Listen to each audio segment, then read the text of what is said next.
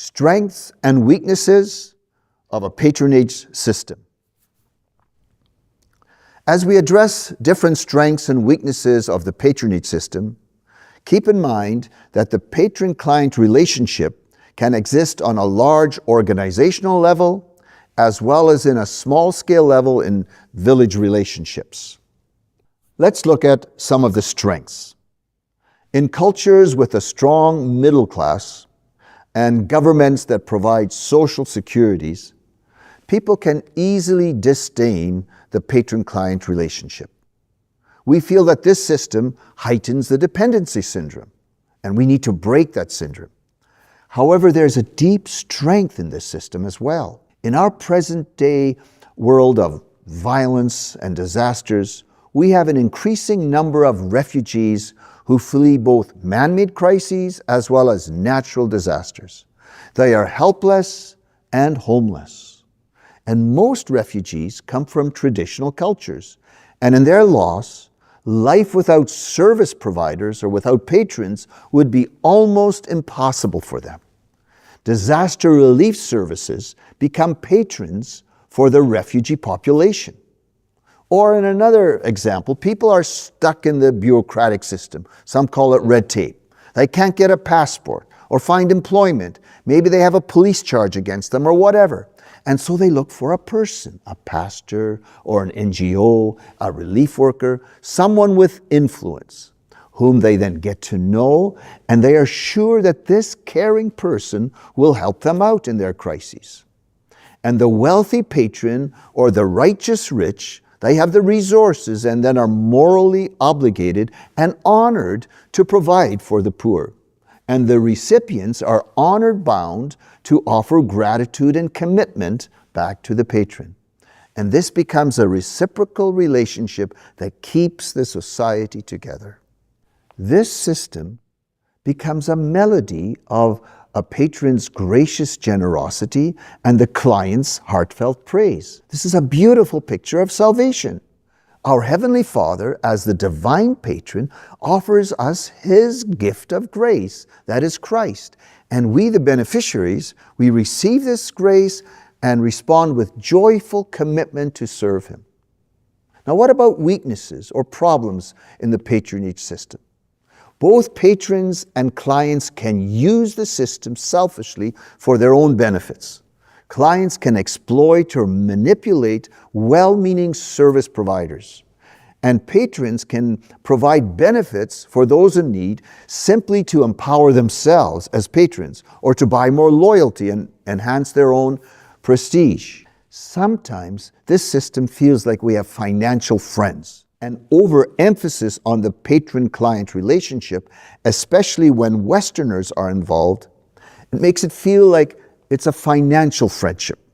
Often the patron or the friends feel that they are used simply for financial reasons.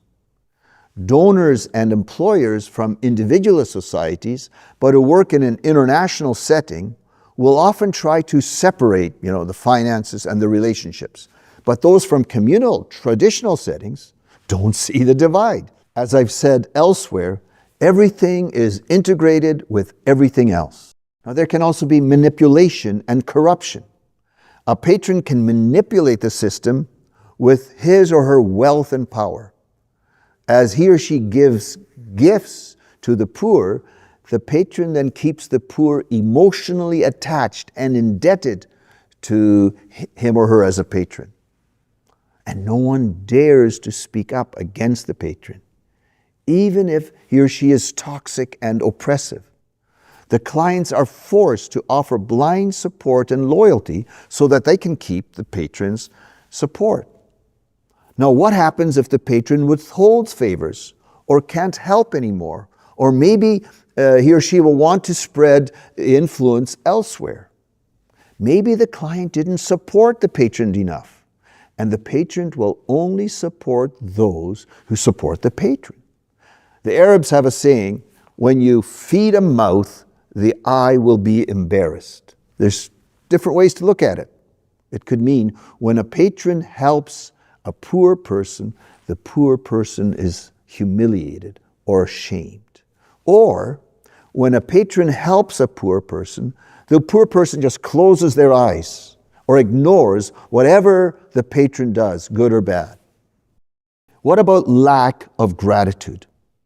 It is considered the height of shame when a client does not give thanks to the donor or the giver.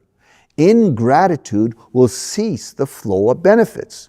So the client must always give thanks. At times, the relationship between patrons and clients sours because of unmet expectations. Modern-day patrons may feel that they are used by so-called service users. Recipients also feel that they're just being used by their missionary or donor friend. The clients feel they're held hostage by a patron. I've heard this statement, "How I've slaved for him, like a dog." The worker feels the organization doesn't care for them, but just uses them for their own purposes, and so the client has received little benefit for themselves. What about this saying, "It's your problem"? In the patronage system, clients can become too dependent on the patron. The patron is expected to solve all the client's problems. And then the next step is to blame the patron if they can't solve the client's problems. And patronage then absolves people from a sense of personal responsibility. And this leads to the victim mentality or the dependency syndrome. The notion that a patron is responsible to guarantee one's life, to give security for clients. The consequences is that life becomes stifling for clients. They surrender to a victim mentality as if there is little that they can do themselves.